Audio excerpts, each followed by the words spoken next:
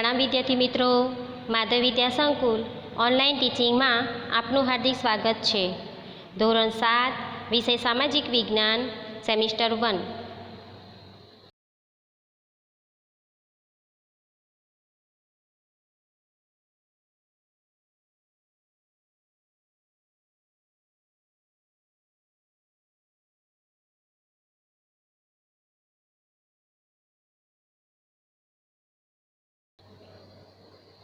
प्रकरण 2 दिल्ली सल्तनत। आ प्रकरणना पहला भाग में आपणे प्रकरणनी समझ मेळवीशुं। 13મી સદીની શરૂઆતમાં દિલ્હી સલ્તનતની સ્થાપના થઈ, એટલે કે જ્યારે 13મી સદી હતી ત્યારે કે જે આ દિલ્હી સલ્તનતની સ્થાપના થઈ હતી। 1206 થી 1526 દરમિયાન ઉત્તર ભારતના વિશાળ વિસ્તાર ઉપર શાસન કરનાર શાસકોને સુલતાન અને શાસનકાળને દિલ્હી સલ્તનત તરીકે ઓળખવામાં આવે છે। એટલે કે ઈસવીસન 1206 થી 1526 દરમિયાન જે ભારત દેશનો ઉત્તર ભાગ છે એમાં કે છે કે વિશાળ વિસ્તાર ઉપર કે છે કે આ સુલતાનો શાસન કરતા હતા અને એ સુલતાનો શાસન કરતા હતા એ સમયગાળાને દિલ્હી સલ્તનત તરીકે ઓળખવામાં આવે છે।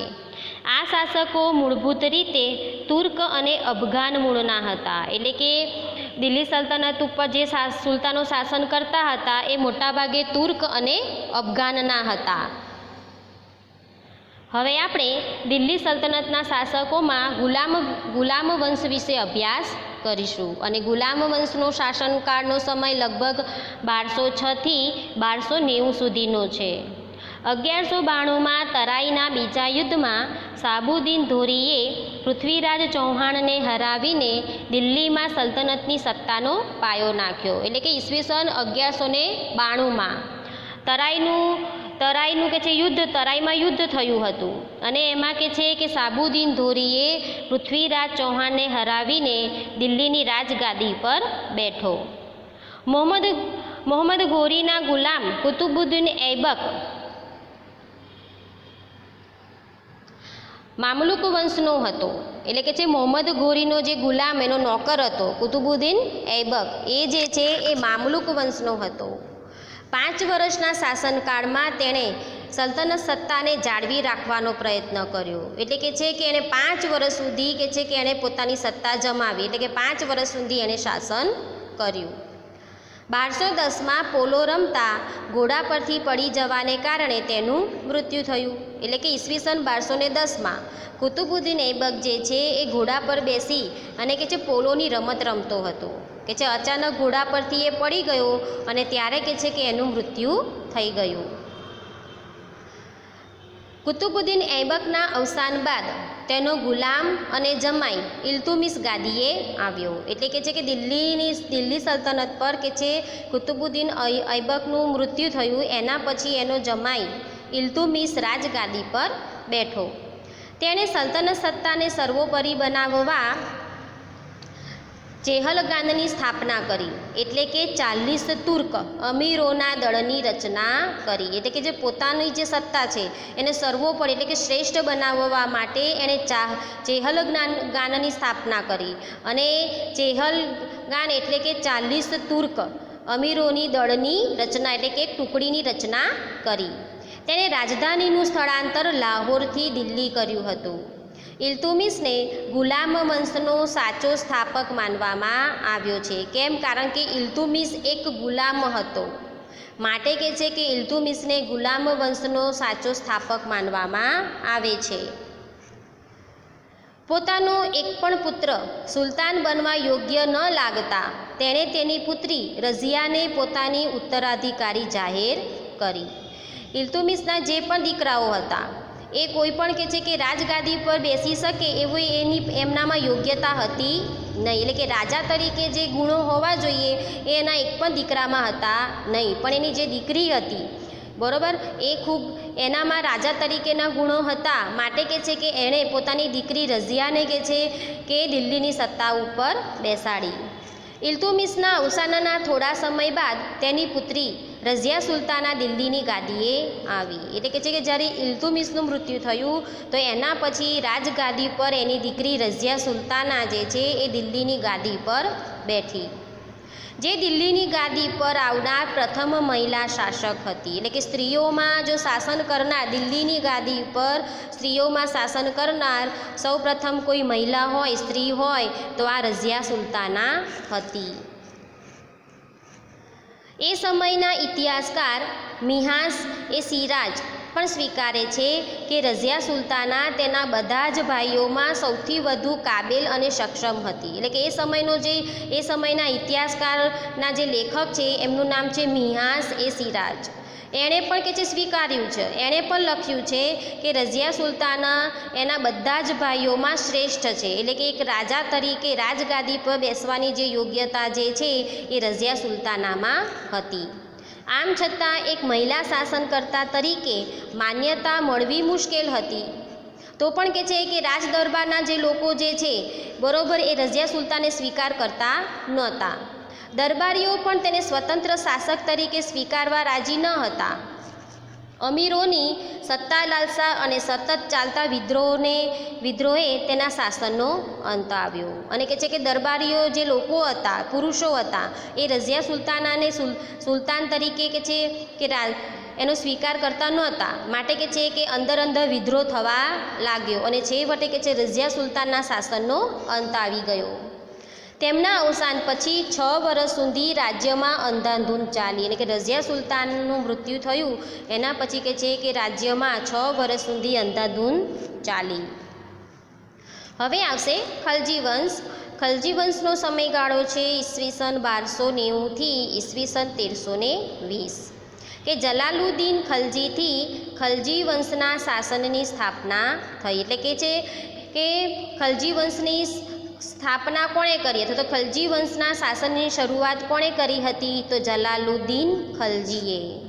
જલાલુદ્દીનના 6 વર્ષના શાસન બાદ દિલ્હીની ગાદીએ મહત્વાકાંક્ષી સુલતાન અલાઉદ્દીન આવ્યો. એટલે કે જલાલુદ્દીન ખલજી જે છે એ કે જે 6 વર્ષ સુધી એણે દિલ્હી પર શાસન કર્યું અને એના મૃત્યુ પછી અલાઉદ્દીન કે છે કે ગાદી પર આવ્યો.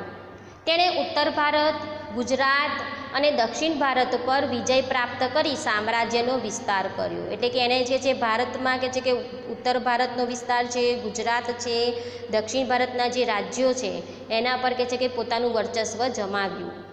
દિલ્હીમાં સ્થાયી સેનાની શરૂઆત થઈ. તેણે સૈન્યના ઘોડા અને સૈનિકોની વિશિષ્ટ ઓળખ માટે ડાગ અને ચહેરા પદ્ધતિની શરૂઆત કરી. એટલે કે છે કે એણે પોતાના સેનાના જે ઘોડાઓ છે અને પોતાના જે સૈનિકો છે એની ઓળખ માટે એણે ડાગ અને ચહેરા પદ્ધતિની શરૂઆત કરી હતી. આ ઉપરાંત ભાવ નિયમન, બજાર નિયંત્રણ અને સંગ્રહખોરી જેવા નિયમન જેવા વહીવટી સુધારા પણ કર્યા. એ સિવાય કે છે કે બજારના જે ભાવના નિયમો છે, બજારના નિયંત્રણના નિયમો જે છે એ બધા જે નિયમો છે એમાં એણે સુધારા વધારા પણ કર્યા હતા. અલાઉદ્દીન ખલજીના અવસાન બાદ રાજ્યમાં અંધાધૂંધીનું વાતાવરણ રહ્યું. પરિણામે તેની સત્તાનો અંત આવ્યો અને દિલ્હીની ગાદીએ તુઘલક શાસનની શરૂઆત થઈ. એટલે કે અલાઉદ્દીન ખલજી જે છે એનું મૃત્યુ થઈ ગયું. એના પછી કે છે રાજ્યમાં ફરીથી અંધાધૂંધી ચાલુ થઈ ગઈ. કારણ કે સ્વાભાવિક છે રાજા વગરનું જે રાજ્ય હોય બરાબર એમાં પ્રજા શું કરે છે એનું કોઈ ધ્યાન આપતું નથી. એટલે કે છે છેવટે અલાઉદ્દીન ખલજીની સત્તાનો અંત આવ્યો અને કે છે દિલ્હીની ગાદી ઉપર તુઘલક વંશની શરૂઆત થઈ.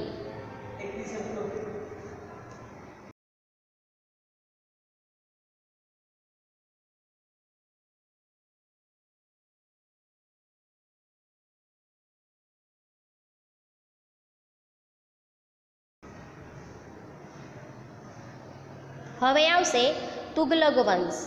કે તુઘલક વંશનો સમયગાળો છે ઈસવીસન 1320થી લઈને ઈસવીસન 1414 સુધીનો સમયગાળો છે. તુઘલક શાસનની શરૂઆત કરનાર ગિયાસુદ્દીન તુઘલક હતો. એક્ઝામમાં પૂછાય કે તુઘલક શાસનની શરૂઆત કોણે કરી હતી? તો તો ગિયાસુદ્દીન તુગલકે. તુગલક વંશ દરમિયાન મોહમ્મદ બિન તુગલક એક પ્રતિભાવંત સુલતાન હતો. એટલે કે તુગલક વંશના શાસનમાં જે મોહમ્મદ બિન તુગલક જે છે એક સારો પ્રતિભાશાળી સુલતાન હતો. સુલતાન એટલે કે રાજા, જેણે તેના સમયમાં કેટલીક યોજનાઓ અમલમાં મૂકી. આ મોહમ્મદ ગિયાસુદ્દીન તુગલક જે છે એણે એના સમયમાં ઘણી બધી યોજનાઓ અમલમાં મૂકી હતી, જેમાં દિલ્હીથી દૌલતાબાદ રાજધાનીનું સ્થળાંતર, પ્રતિક મુદ્રા પ્રયોગ વગેરે જેવી યોજનાઓનો સમાવેશ થાય છે. પરંતુ આમાંની મોટાભાગની યોજનાઓમાં વ્યવહારિકતાનો અભાવ તેમજ તબક્કાવાર અને આયોજનબદ્ધ અમલીકરણના અભાવને કારણે આ યોજના નિષ્ફળ ગઈ. એટલે કે તુગલકે જે પણ યોજનાઓ બનાવી હતી એ બધી જ યોજના કેવી ગઈ? નિષ્ફળ ગઈ.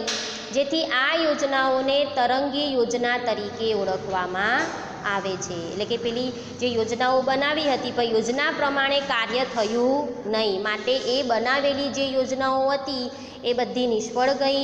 માટે એ યોજનાને તરંગી યોજના તરીકે ઓળખવામાં આવે છે.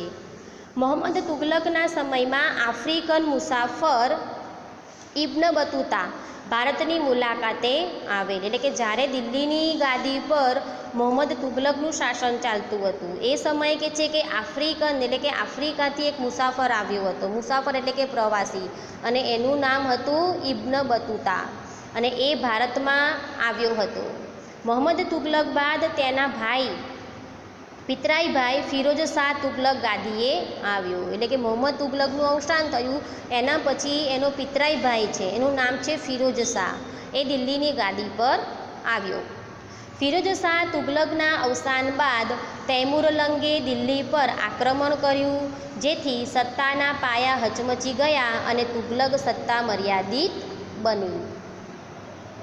હવે આવશે સૈયદ વંશ અને લોદી વંશ. સૈયદ વંશનો સમયગાળો છે ઈસવીસન 1414થી 1451, અને લોદી વંશનો સમયગાળો છે ઈસવીસન 1451થી 1526. તુગલક વંશના શાસનના અંત બાદ ખીજુ ખાએ સૈયદ વંશની સ્થાપના કરી. એટલે કે તુગલક વંશનો તો અંત આવ્યો, એના પછી કહે છે કે સૈયદ વંશની શરૂઆત થઈ, અને સૈયદ વંશની શરૂઆત કોણે કરી હતી? તો આ ખીજુ ખાએ. સૈયદ વંશ બાદ બહલોલ લોદીએ લોદી વંશની સ્થાપના કરી. કે છે સૈયદ વંશનો અંત આવ્યો, એના પછી કે છે કે બહલોલ લોદી રાજગાદી ઉપર આવ્યો, અને બહલોલ લોદી રાજગાદી ઉપર આવ્યો ત્યારથી લોદી વંશની સ્થાપના થઈ. બહલોલ લોદી સલ્તનતનો પ્રથમ અફઘાન શાસક હતો. લોદી વંશના અંતિમ બાદશાહ ઇબ્રાહિમ લોદી હતો. પરીક્ષામાં પૂછાય કે લોદી વંશનો પ્રથમ શાસક કોણ હતો? બરોબર, તો બહલોલ લોદી. અને બીજો પ્રશ્ન એવો પૂછાય કે લોદી વંશનો અંતિમ બાદશાહ કોણ હતો અથવા અંતિમ રાજા કોણ હતો? તો ઇબ્રાહિમ લોદી. 1526માં બાબર સામે પાણીપતના પ્રથમ યુદ્ધમાં તેનો પરાજય થયો. એટલે કે ઈસવીસન 1526માં બાબર સામે પાણીપતમાં કે છે યુદ્ધ થયું, અને એમાં કે છે ઇબ્રાહિમ લોદીનો પરાજય થયો, અને સલ્તનત યુગનો અંત આવ્યો અને મુઘલ શાસનની શરૂઆત થઈ. હવે આવશે રાજ્ય વ્યવસ્થા વિશે, કે દિલ્હી સલ્તનત શાસનના કેન્દ્રમાં સુલતાન હતો. એટલે કે જે દિલ્હીની ગાદી પર જે રાજા બેસે, બરાબર, એ જે કે એ પ્રમાણે પ્રજાને કરવું પડતું. એટલે કે રાજા જેમ કે એમ જ કરવું પડતું. એટલે કે છે કે દિલ્હીના શાસનમાં કેન્દ્રમાં કોણ હતો? સુલતાન. સુલતાન એટલે રાજા. રાજા જે આદેશ આપે એ પ્રજાને એનું પાલન કરવું પડતું હતું. સુલતાનની સત્તા સર્વોપરી ગણાતી. એટલે કે સુલતાનની જે સત્તા હતી શ્રેષ્ઠ હતી, સૌથી ઉપર. સર્વોપરી એટલે કે સૌથી ઉપર. જે સર્વોચ્ચ સેનાપતિ, કારોબારીનો સર્વોચ્ચ વડો અને સર્વોપરી ન્યાયાધીશ પણ હતો. રાજા પોતે જ કહે છે કે જે નિર્ણય લે એ પ્રજાને માનવો જ પડે. રાજા જ કહે છે કે સર્વોચ્ચ સેનાપતિ હતો, સર્વોચ્ચ વડો પણ રાજા હતો, અને સર્વોચ્ચ કહે છે કે સર્વોપરી ન્યાયાધીશ પણ કોણ હતું? સુલતાન હતો. સુલતાનને મદદ કરવા એક મંત્રીમંડળ હતું. મંત્રીમંડળના મંત્રીઓ અને અધિકારીઓની નિમણૂક સુલતાન પોતે કરતો. અને કે જે સુલતાન જે રાજા હતો એને મદદ કરવા માટે એણે મંત્રીમંડળ બનાવ્યું હતું અને મંત્રીમંડળમાં કઈ કઈ વ્યક્તિની નિમણૂક કરવી એનો નિર્ણય પણ રાજા સુલતાન પોતે કરતો હતો. સલ્તનત શાસન વ્યવસ્થા કેન્દ્રીય, પ્રાંતિક અને સ્થાનિક એમ 3 ભાગમાં વહેંચાયેલી જ હતી. એમાં સૌથી પહેલાં આપણે કેન્દ્રીય શાસન વિશે અભ્યાસ કરીશું કે સુલતાન પછી મંત્રીમંડળ મુખ્ય હતું, એટલે કે રાજાના આદેશ પ્રમાણે રાજા પછી જો કોઈ આદેશ આપે તો મંત્રીમંડળ. સુલતાનનો પ્રધાનમંત્રી વજીર કહેવાતો, જે વહીવટનો વડો હતો. આ ઉપરાંત મંત્રીમંડળમાં સેના વિભાગ, પત્ર વિભાગ, ધર્મ વિભાગ, વિદેશ વિભાગ, ગુપ્તચર વિભાગ વગેરે વિભાગોનો સમાવેશ થતો હતો. એટલે કે એ સમય કે જે અલગ અલગ વિભાગો પાડવામાં આવતા હતા અને વિભાગો પ્રમાણે કે છે કે કાર્ય થતું હતું.